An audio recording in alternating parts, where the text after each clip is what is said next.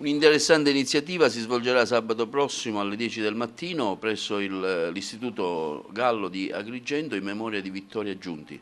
Sì, ricordiamo Vittoria Giunti nel centenario della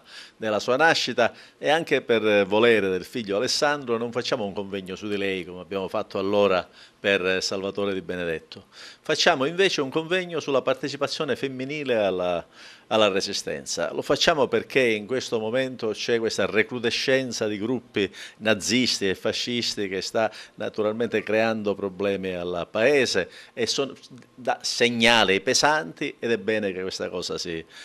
svolga ed è utile. La facciamo con i giovani, con le scuole, in accordo col provveditorato, difatti non è solo l'ANPI ma c'è anche la Cigelli, il CISDRUIL che fanno parte dell'ANPI, l'Istituto Marrone, il provveditorato agli studi di Agrigento, l'Arci che partecipano a questa iniziativa. Quindi la facciamo con i giovani perché loro sono la speranza del futuro ed è giusto che quella parte di storia che viene trascurata negli studi ci sia un momento per portarla avanti e per parlarne anche con la gioventù perché diciamo, è la fase più recente della storia e quindi guarda molto al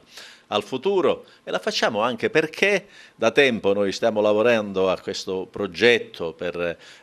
scavare sulla partecipazione nostra alla Resistenza e la facciamo perché la Sicilia molto spesso è stata vista come una regione che non ha fatto questa lotta e quindi si è guadagnata la democrazia, la Repubblica senza partecipare. E invece non è così perché la Sicilia ci sono stati migliaia e migliaia di partigiani che hanno combattuto al nord, vi sono state anche delle rivolte in Sicilia, vi è stato l'antifascismo, vi è stato un movimento culturale e vi sono state anche le donne.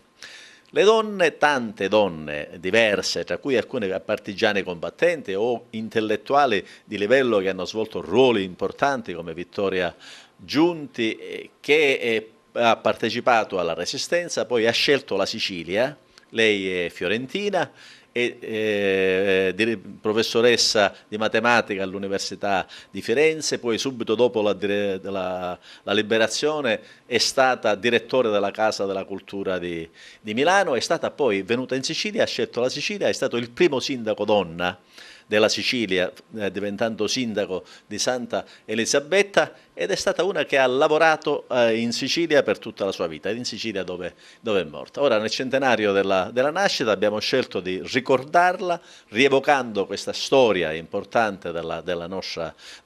terra e la ricordiamo assieme a tutte quelle donne e a tutti quegli uomini siciliani che parteciparono alla costruzione della democrazia e alla liberazione del paese.